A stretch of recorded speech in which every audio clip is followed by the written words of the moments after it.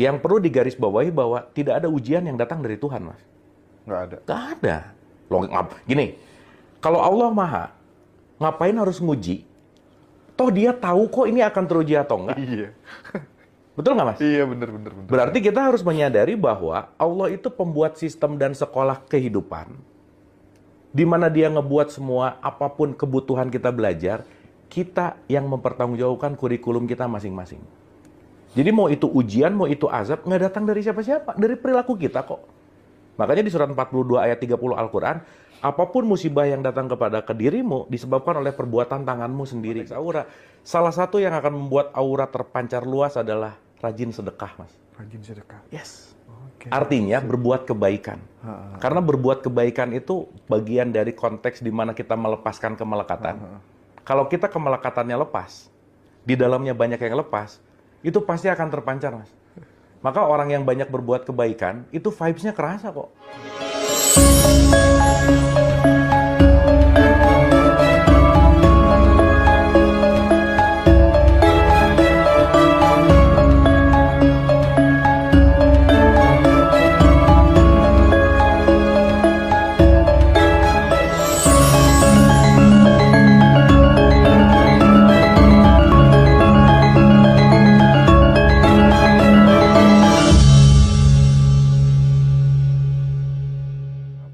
Nah, ini aku ada titipan pertanyaan dari sahabatku, ya khusus buat Kang Abu Marlo.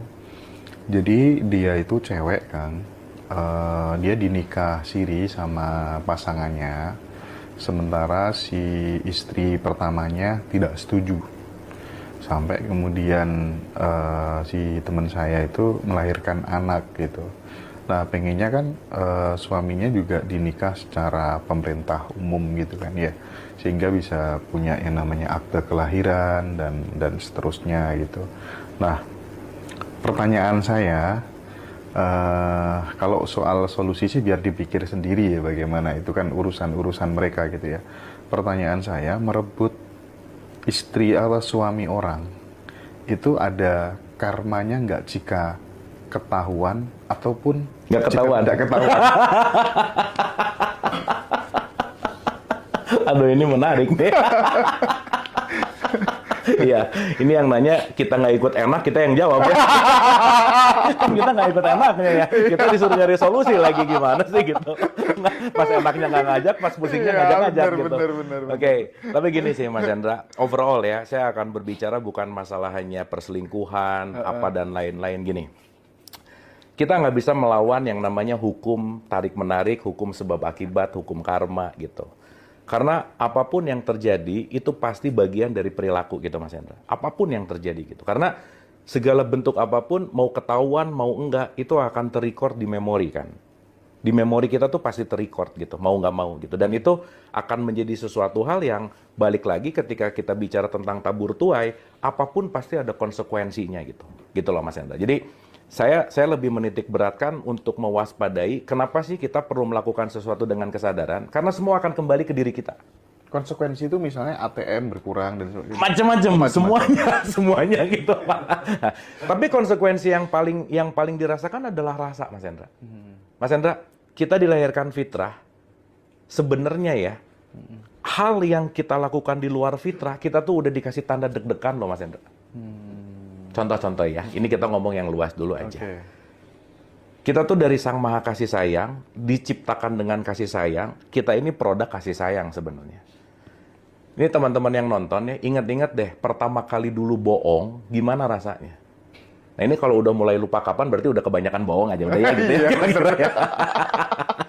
Tapi kira-kira gini Mas Hendra, pertama kali kita bohong, udah pasti nggak nyaman Mas Hendra. Udah pasti aja nggak nyaman. Yeah. Sehingga karena bohong itu bukan naturalnya kita gitu, bukan alamiahnya kita, maka benci diajarkan, dendam dibiasakan, julid diajarkan gitu. Termasuk hal-hal yang tadi gitu ya, itu semua. Jadi kalau kita mulai peka kepada diri fitrah kita, kita tahu bahwa ini nggak nyaman dan ini sebetulnya tidak pantas untuk dilakukan gitu. Nah, yang menarik Mas, kekuatan ego bisa lebih besar daripada teriakan fitrah kita. Fitrah kita tuh berteriak loh, contoh-contoh. Ada orang, ngelihat satu circle bahwa ini kayaknya circle ini keren kalau saya masuk ke circle ini. Iya, iya, iya. Tapi di circle ini, urusan tasnya lah, makannya itu udah lebih dari 20-50 juta, Mas Hendra, misalkan. Penghasilan saya cuma 10 juta atau 5 juta. Otomatis harus ngikut ke situ kan. Apa yang harus saya lakukan? Korupsi, Mas. Keinginan. Kayak si Andri itu ya. Kalau si Andre itu urusannya cuan aja. Oh, itu harus diundang ke sini, Mas. Iya, Nah, iya, sip, diundangnya sip. untuk ngebacot aja Iya, ya. pasti.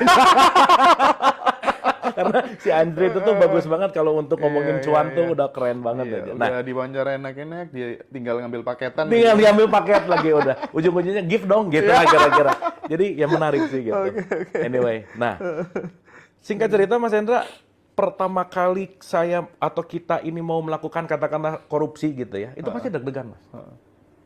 Jadi kalau bahasanya yuwas visufi sudurinas. Pikiran tuh selalu membisikkan. Setan tuh di sini kan. Bisikin terus tuh.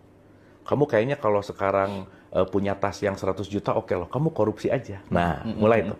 Pertama kali mulai, nih agak kaku Mas. Berhasil, yang kedua kekakuannya berkurang. Bisikin lagi, masa kemarin 50 juta korupsi, berhasil, sekarang naik jadi 60 deh. Dilakukan lagi gitu. Setelah 10 kali, deg-degannya hilang kan. Bahkan setan belum datang, dia udah korupsi Mas. Terlatih ya. Terlatih. Becomes habits. Gitu Mas. Jadi teriakan fitrahnya udah ketutup sama kebiasaan gitu loh Mas. Nah, salah satu yang membuat kita jadi kehilangan arah kan karena kita nggak bisa dengar fitrah kita lagi. Karena kita terpantau atau kita terpaku kepada sesuatu yang keinginan terus gitu loh Mas. Nah, salah satu balik lagi tadi ketika mau bicara tentang kasus tadi suami istri tadi, salah satu karmanya adalah si deg-degan rasa bersalah itu kan nggak bisa hilang Mas. Masuk ke alam bawah sadar gitu. Nah, itu tuh yang dikeluhkan dia sampai saat ini. Iya. Merasa bersalah terus. Iya. Tidur nggak nyenyak. Itu karmanya. Iya. Nggak usah nunggu nanti. Nggak usah Mas, buah perilaku. Ya maaf ya, masa sekarang makan pedesnya sekarang terus mencernya di akhirat kan kelamaan Mas Hendra gitu. Bener nggak? Masa harus nunggu nanti orang makan pedesnya sekarang gitu? Bener nggak sih? Ngapain nunggu takut nanti gitu? Dalam artian semua kan konstan gitu loh Mas Hendra. Karena setiap perilaku itu pasti akan membawa bentuk dampak kepada jiwa kita gitu Mas. Jadi mau nggak ketahuan, rasa deg-degan yang impulsif itu akan bikin jiwa kita tetap nggak tenang loh Mas Hendra. Tapi apakah kemudian rasa bersalah itu bisa digeneralisir ke semua orang? Jangan-jangan ada orang-orang tertentu yang memang dia benar-benar motivasinya karena pure, kalau bisa dibagi-bagi, kenapa nggak kita bagi-bagi gitu, gimana? Itu kan balik ke pribadi masing-masing. Oke. Dan kita bicara ini tidak ada benar atau salah kan, Oke, dalam sip, tanda petik kan. Karena kebenaran ini relatif gitu loh Mas Hendra. Tergantung dari sudut pandang gitu. Oke. Apalagi kita nggak ketemu orangnya kan, tahu Iya. kasusnya kan gitu. Tapi bukan berarti saya mengiyahkan ini boleh, bukan gitu poinnya. Tetapi semuanya case-nya adalah tergantung dari sudut Yang pandangnya. disampaikan Kang Abu tadi persis yang dialami sama sahabat saya. Jadi dia selalu dihantui rasa Pasti. bersalah terus. Pasti. Itu kalau pakai bahasa agama tuh dosa Mas. Dosa ya. Dosa itu artinya penyesalan. Oke. Jadi kenapa jangan berbuat ini? Karena nanti kamu nyesal. Nyesal itu akan menyiksa jiwa gitu loh Mas. Bukan nanti, bukan. Saya nyuri nih. Meskipun saya dapat nikmatnya, rasa nyurinya Mas, itu terekam loh. Oke. Dan rasa nggak enaknya, rasa deg-degannya, itu bisa berputar-putar, berulang-ulang di alam bawah sadar kita yang kita nggak akan tenang gitu hidupnya Mas. Dan ketidaktenangan itu kan menghantui dalam periode panjang gitu Mas. Nah itulah kenapa penting sekali untuk mau melakukan sesuatu, karena dampak pertama dari semua perilaku kita ya diri kita, jiwa kita gitu Mas. Iya. Itu intinya. Jadi kita kelihatan ya, ini orang ini jahatnya ke istrinya gini. Yang jahat itu sebenarnya bukan ke orang lain sih. Kita menyakiti diri sendiri dan membuat impuls kepada diri kita untuk ketidaktenangan gitu. Dan ya tadi tuh, yang tadi saya cerita, nambah terus Mas potensinya. 1 aman, 2 aman, 3. Terus. Iya. Sampai akhirnya dia nanti akan dapat di satu titik yang returning gitu. Nah jadi kembali ya, apapun ya, dan saya ini bercerita untuk diri saya, untuk teman-teman, kita belajar bersama gitu. Poinnya adalah segala bentuk perilaku kita, yang pertama kali akan merasakan dampaknya diri sendiri. Marah aja Mas. Kita enak aja orang marah keluar ya. Padahal yang paling pertama mendapatkan getaran dalam tanda petik vibrasi atau frekuensi yang rendahnya, diri sendiri gitu. Saya kasih analogi kalau yang saya ulang-ulang Mas Hendra, kalau kita benci sama orang dan mau ngelempar orang pakai bara api, yang pertama kali kena panasnya kan diri sendiri gitu. Nah, jadi kembali ke karma tadi, apapun bentuk perilaku itu akan terekam di dalam jiwa kita gitu. Apapun itu, Mas. Dan itu gimana ya? Dia kayak memori, Mas. Tambah lagi gitu. Tiba-tiba nanti banyak mimpi nggak enak misalnya. Tiba-tiba nanti nggak tenang hidupnya gitu. Itu karena ada sesuatu yang keluar dari fitrah gitu loh, Mas. Itu sih sederhana. Nah, kalau digaji dari perspektif hakikat, Yaumul Ba'ats itu yang dipahami Kang Abu itu seperti apa sih? Yaumul apa, Mas? Ba'ats, apa itu hari kebangkitan itu ya? Oh, oke. Iya, hari kebangkitan itu kira-kira seperti apa kan di sana katanya ditimbang, ya kan? Terus kemudian Tuhan seolah-olah menjadi hakim gitu. Iya. Jadi manusia mempertanggungjawabkan, misalnya dia berlaku kriminal gitu. Karena di terminologi Islam katanya yang membuat orang tersesat ya, itu kan juga kehendaknya Allah, tapi kenapa harus disuruh bertanggung jawab pula? Kan ada juga konsep seperti itu. Betul. Gimana ngejelasin itu, Kang? Pertama nggak tahu, belum pernah, Mas. Kan belum pernah ditimbang-timbang kan belum pernah sih, gitu ya. Bener. Cuman gini, Mas Hendra. Gini. Kita bicara dalam perspektif yang bisa kita alami aja ya. Kita jangkau ya. Kita jangkau gitu bahwa kebangkitan tuh kan balik lagi, atau pertimbangan itu atau mizan itu kan sebetulnya bukan nunggu nanti gitu, Mas. Bahwa setiap saat itu kan semua hukum itu kan berlaku, Mas. Kita melakukan sesuatu akan kembali kepada diri kita gitu. Karena yang perlu digarisbawahi bahwa tidak ada ujian yang datang dari Tuhan, Mas. Nggak ada. Loh, gini, kalau Allah Maha, ngapain harus nguji? Toh dia tahu kok ini akan teruji atau enggak. Iya. Betul nggak, Mas? Iya, benar. Berarti kita harus menyadari bahwa Allah itu pembuat sistem dan sekolah kehidupan, di mana dia ngebuat semua apapun kebutuhan kita belajar, kita yang mempertanggungjawabkan kurikulum kita masing-masing. Jadi mau itu ujian, mau itu azab, nggak datang dari siapa-siapa, dari perilaku kita kok. Makanya di surat 42 ayat 30 Al-Quran, apapun musibah yang datang kepada dirimu disebabkan oleh perbuatan tanganmu sendiri gitu. Itulah kenapa kita dikasih free will. Dikasih pilihan, kamu mau, kan Allah tuh bicara gini, Mas, kamu mau beriman silahkan, mau kafir terserah. Kamu beriman gak nguntungin saya, mau kafir saya juga gak rugi. Kenapa? Karena semua kembali kepada konsekuensi dirimu gitu. Nah, mizan, kebangkitan, apa dan lain-lain itu berlaku setiap saat sebenarnya. Dalam konteks ketika saya sadar saya lagi belok, oh iya ya, ini mizannya lagi ke kiri nih. Diingetin lagi ke tengah. Jadi Yaumul Mizan yang paling realistis itu ya di sini. Di sini. Emang hidup di mana, Mas, selain di sini? Betul nggak?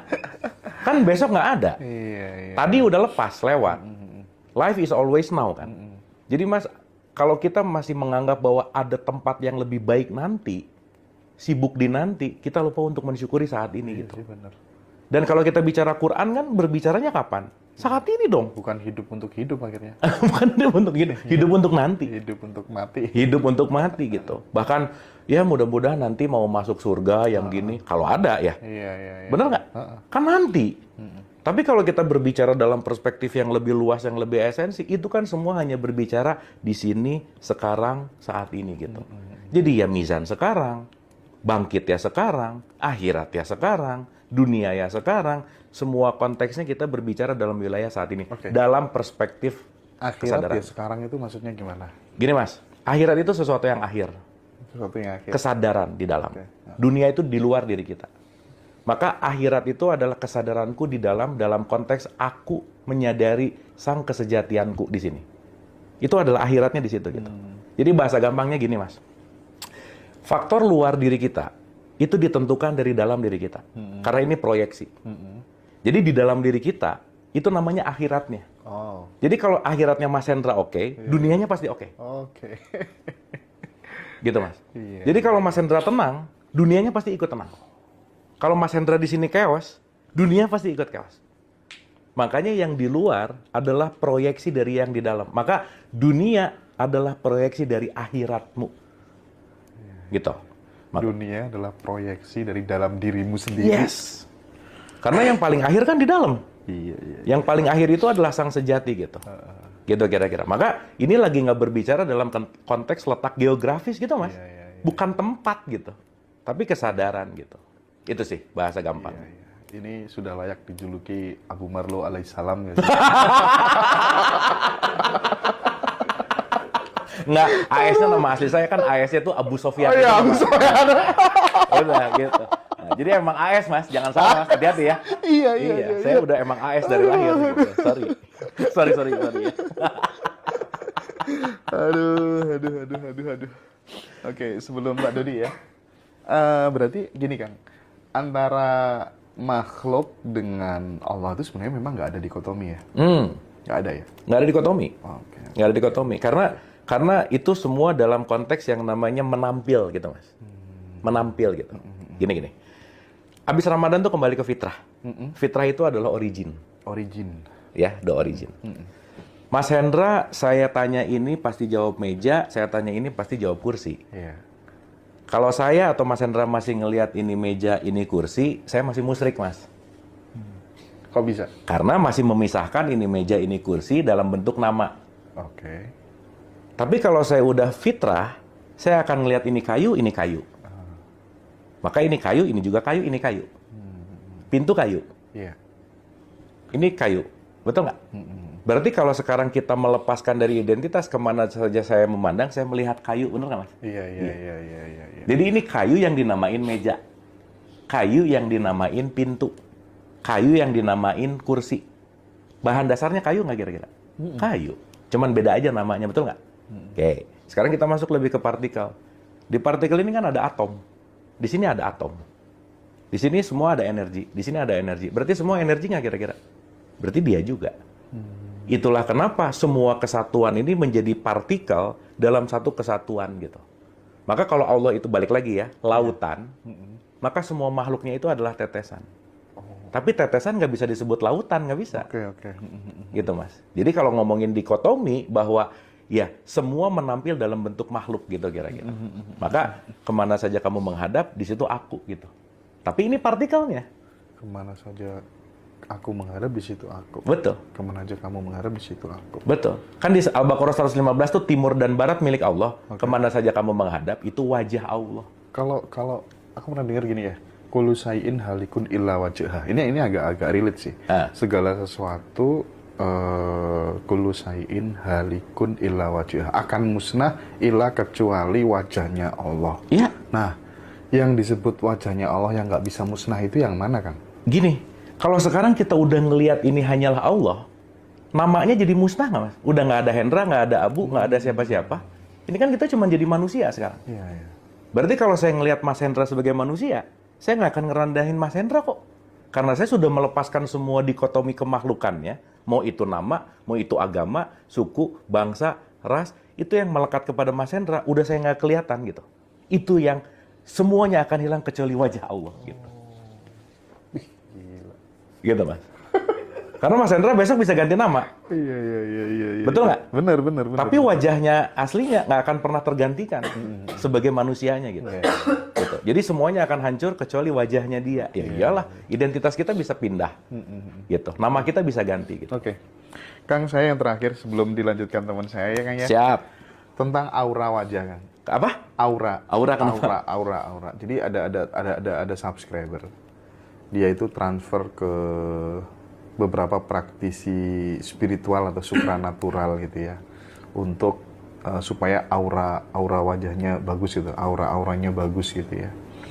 Tapi ternyata tidak direspon dan seterusnya. Saya dengar kabar aja sih. Nah, gimana sih biar punya aura yang bagus kayak Kang Abu gitu? Tipsnya gitu apa gitu ya, biar dilihat orang nyaman, enak gitu, gimana tuh Kang? Oke, nomor 1 skincare Mas. Iya, itu nomor 1 lah, jelas. Kalau nggak dia urus ya gimana gitu ya. Iya. Yang kedua soul care. Soul care, iya, jiwa. Jadi jangan juga kebanyakan skincare, tapi soul care-nya enggak gitu. Oke.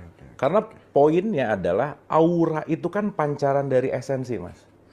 Mau nggak mau gitu.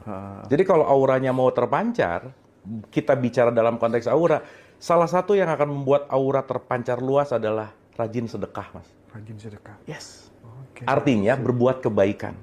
Karena berbuat kebaikan itu bagian dari konteks di mana kita melepaskan kemelekatan.